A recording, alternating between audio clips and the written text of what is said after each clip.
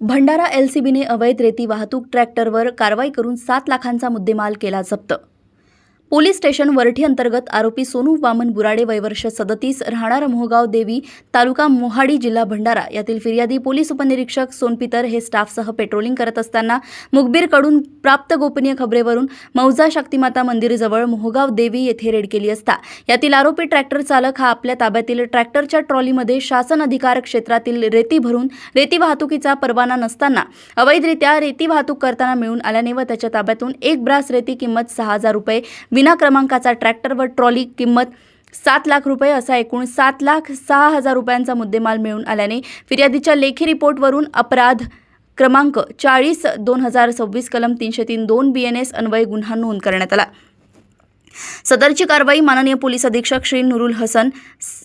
माननीय अपर पोलीस अधीक्षक श्री निलेश मोरे, पोलीस निरीक्षक चिंचोळकर यांच्या मार्गदर्शनात पोलीस उपनिरीक्षक सोनपितर, स्थानिक गुन्हे शाखा भंडारा यांनी केली असून पुढील तपास पोलीस स्टेशन वरठीचे अधिकारी करतायत। भंडारा येथून सहसंपादक रणजित मस्के यांची रिपोर्ट।